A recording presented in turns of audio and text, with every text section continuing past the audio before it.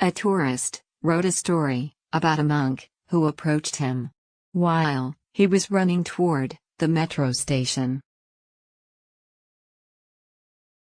Thinking that the book costed more than the cash he gave the monk, he asked the monk to keep the book. The monk accepted the cash, but offered him to really take the book.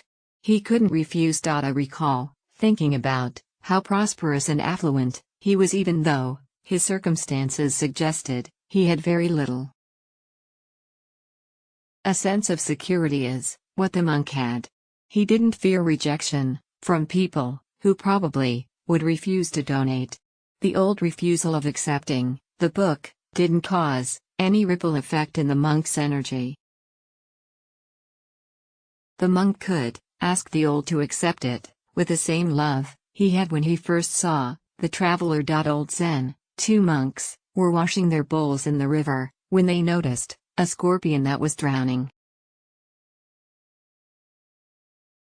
One monk immediately scooped it up and set it upon the bank. In the process, he was stung. He went back to washing his bowl, and again the scorpion fell, and the monk saved the scorpion and was again stung. The other monk asked him, "Friend, why do you continue to save the scorpion when you know its nature is to sting?"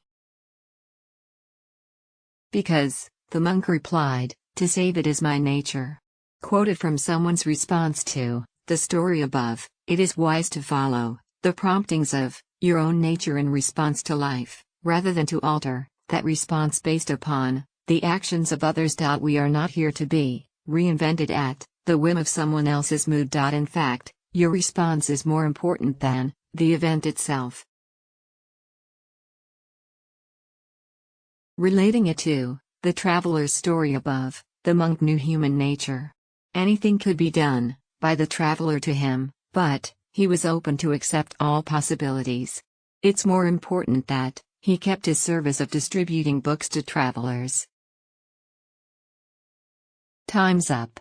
I had a similar experience with a monk when I stayed 20 hours in a temple. We were having a free time. Then time was up and he had to go for dinner before the evening prayer. He reminded us of dinner time, got up, and left briskly, nonchalantly ignoring our questions.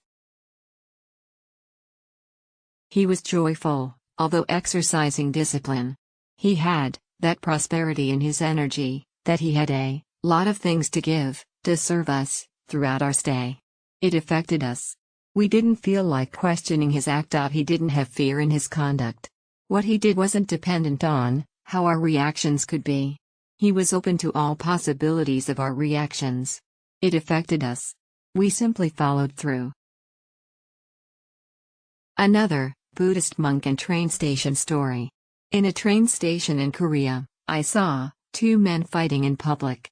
A monk approached calmly, put his hand between the two men, and the two men stopped fighting. Just like that. It's not easy to mix joy and discipline. It's not easy to feel prosperous when you have nothing. It's not easy to stay true to our nature of serving the world. It's not easy to stop guessing how others would react to our action. There were a few circumstances in my life where I could fully forget fear and used love instead. Using a mindset that I'm simply doing a service. Focusing that I do what I do instead of fearing of other people's reactions. It led me to a synchronicity of events. We need to go within, find our inner magnificence, and let it shine outwards. When we do, we can be serious and joyful at the same time. And we can stay to our nature, our service to the world. When faced with love and fear, choose love.